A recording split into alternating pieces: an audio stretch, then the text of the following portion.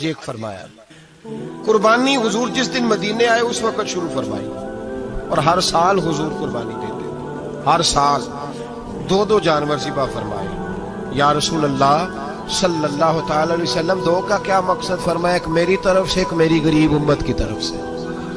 یا رسول اللہ صلی اللہ علیہ وسلم کس طرف سے فرمایا؟ ایک میری طرف سے، ایک میری امت کی طرف سے. کبھی فرمایا ایک میری طرف سے، ایک میرے اہل بیت اور میری امت کی طرف سے. 2 جانور حضور نے ذبح فرمائے. اور پھر میرے حبیب پاک صلی اللہ تعالی علیہ وسلم کے غلام مولا علی شیر خدا، ابن ماجہ کی روایت ہے، حضرت علی شیر خدا فرماتے ہیں کہ نبی پاک علیہ الصلوۃ والسلام 2 جانور ذبح کرتے تھے. خود حضرت علی کی جب باری آئی تو انہوں نے بھی 2 فرمائے. تو صحابہ نے پوچھا کہ علی 2 کیوں؟ 2 کس لیے؟ تو حضرت علی رضی اللہ تعالیٰ عنہ فرمانے لگے مجھے میرے حبیب نے وصیت فرمائی تھی کہ علی تو نے 2 کرنے، ایک اپنی طرف سے کیا کرنا، ایک میری طرف سے کرنا.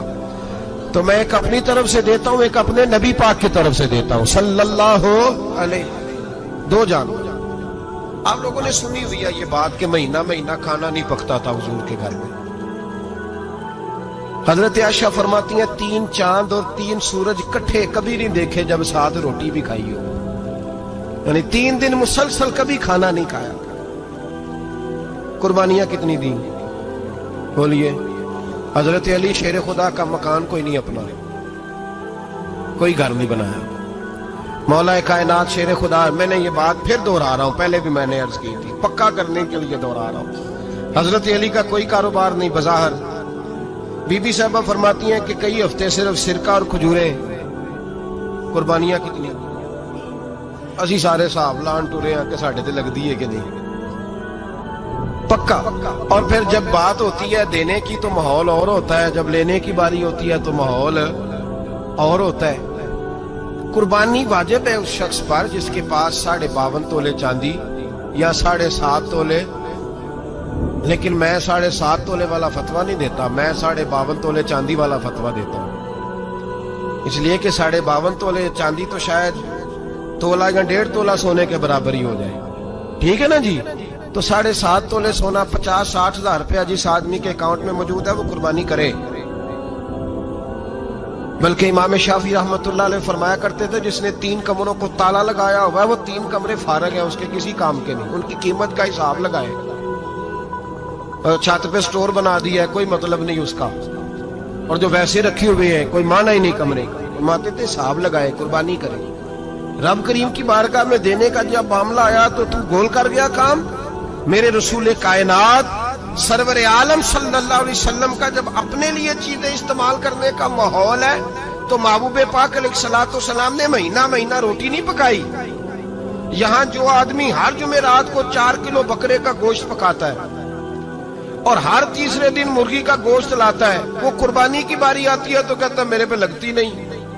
وہ ٹھیک ہے ابا جی لے آئے، ابا جی کی طرف سے قربانی ہے، اس دفعہ ابا جی کی، اگلی دفعہ اماں جی کی، اس سے اگلی دفعہ دادی جی کی. او خدا کے بندو، جس آدمی کے پاس پیسے ہیں پہلے اپنی قربانی واجب ہے. میری بات کی سمجھ آ رہی ہے عزیزوں کو؟ جو آدمی صاحب استطاعت ہے پہلے کس کی قربانی کرے گا؟ وہ کمائی کرتا ہے، اس کے اپنے اکاؤنٹ میں تنخواہ آتی ہے، ابا جی کے اکاؤنٹ میں نہیں آتی. اس نے اپنا بینک بیلنس چوری بھی رکھا ہوا ابا جی سے. پہلے اپنی قربانی کرے. اگر اس کو شوق ہے، دل کرتا ہے تو ایک اور خریدے، پھر ابا جی کی طرف سے کرے. اگر اللہ نے توفیق دیا تو ایک اور خریدے، اماں جی کی طرف سے کرے.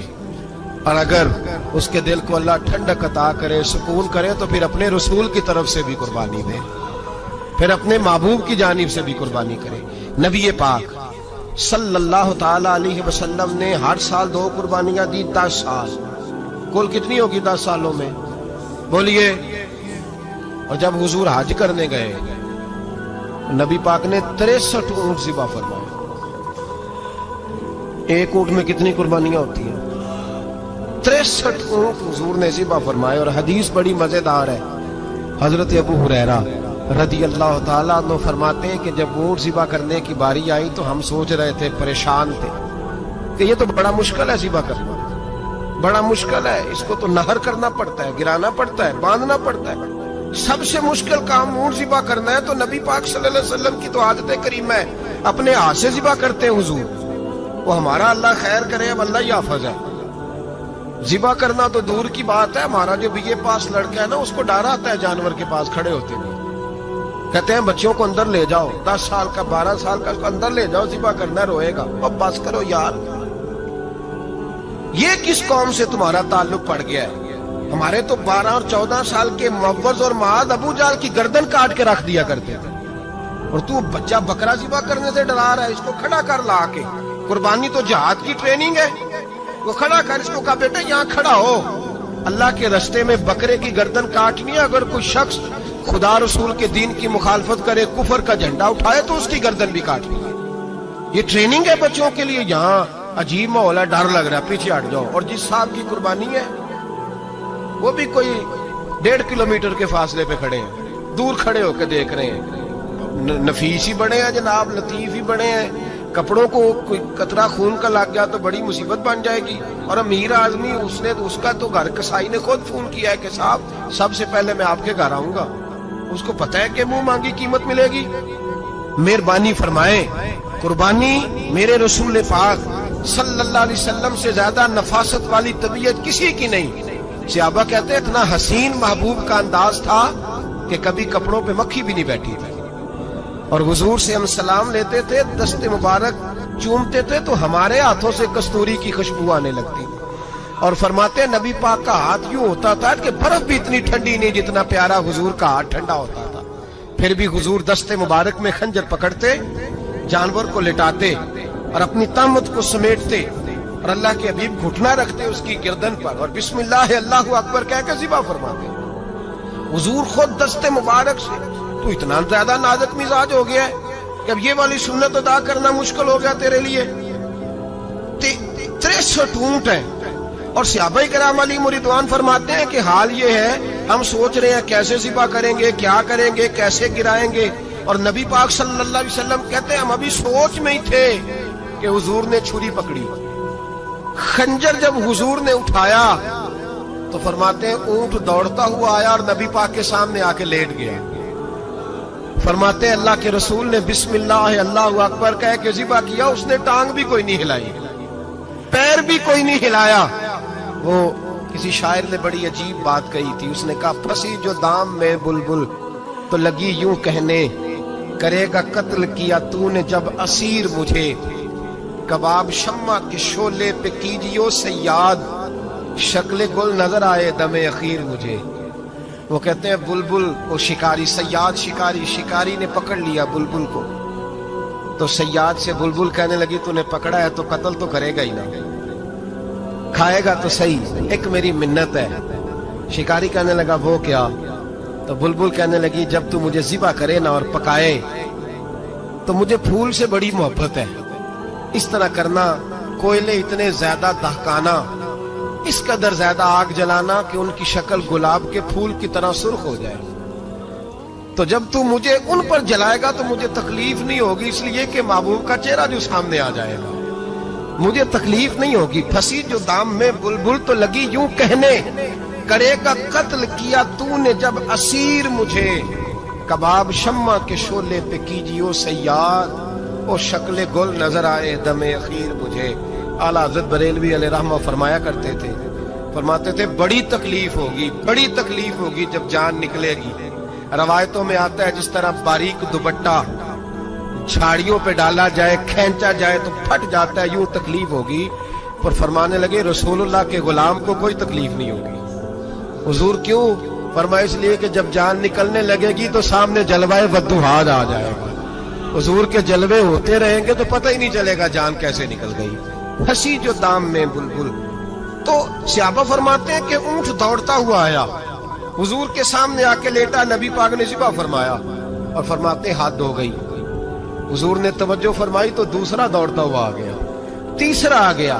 حضرت ابو ہریرہ فرمایا کرتے اونٹ ایک دوسرے کو دھکے دیتے تھے، پیچھے ہٹ جا، پہلے میں نے جانا ہے، پہلے میں نے جانا ہے۔ 63 اونٹ وادی مینا میں حج کے موقع پر میرے رسول پاک نے دست مبارک سے ذبح فرمایا۔ ہر قربانی حضور نے اپنے ہاتھوں سے فرمائی۔ قربانی واجبات دین میں سے، ضروریات دین میں سے، اور کوئی اتنا لمبا چوڑا مسئلہ نہیں، بہت ساری چیزوں کو خود بخود مشکل کر لیتے ہیں۔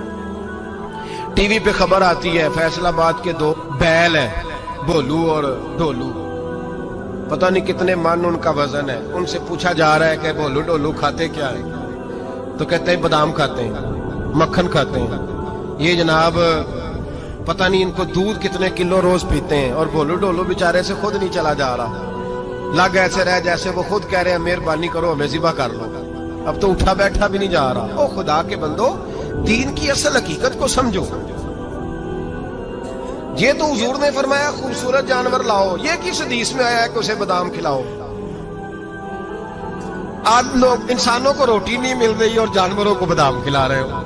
वो खाने इसके हिस्से में जो अल्लाह ने शय रखी है ना, वो चारा है। इसको चारा खिलाओ और अच्छे तरीके से पेट भर के खिलाओ। जानवर को पेट भर के चारा खिलाया जाए तो जितनी उसकी तबीयत होती है उस हिसाब से वो सेहतमंद हो जाता है। बाकी ये तो आप किसी शख्स को इतना खिला दें कि उसका पेट इतना बड़ा हो जाए, फूल जाए, तो वो बेचारा तकलीफ में आएगा कि नहीं आएगा? ये किस किस्म का माहौल है? एक बकरा बिका है लाहौर में और सेठों ने शर्तें लगाई हुई हैं, मैं 5 लाख का लाया हूं तो मैं 9 लाख का। ये क्या चक्कर हुआ? मुझे इतना खिलाया जी, इसको फलां चीज। ये किसने कहा है खिलाने का? बादाम खाना किस हदीस में आया? किस सहाबी ने अपने बकरे को बादाम खिलाए? किसने मक्खन खिलाया? किसने पेड़े खिलाए? बस करो, अजीब तमाशा लग गया। और यहां तो इतनी बुरी हालत हो गई है कि औरतें नाचने लगी हैं कुर्बानी के जानवरों के आगे, बीबियां बेचने लगी हैं। अल्लाह के गजब को आवाज ना दो। ये कुर्बानी है कि हर चीज का, मजहब की हर शय का मजाक बना दिया है। जिस दीन ने औरत की अपनी कुर्बानी भी हो तो उसको ज़िबा करने की इजाजत नहीं दी, मर्द ज़िबा करेगा। जो दीन कहता है कि औरत ज़िबा नहीं करेगी, वो औरत बेच सकती है अल्लाह के जानवर। जहां जिसका मैंने रमजान में भी कहा था, फिर बात दोहराता हूं, सारा साल नाचते गाते हैं और ईद का मौका आता है तो 2-4 मौलवी बिठा के वो दीन सिखाना शुरू कर देते हैं। कोई पता ही नहीं, कोई खबर ही नहीं। जिस बोतल में कल तक शराब बिक रही थी उसी में दूध पिलाओगे? जिस बर्तन में कल तक पेशाब था उसमें आज लोगों को शहद पिलाओगे? बस करो, ये मजाक नहीं, ये रसूलुल्लाह का दीन है।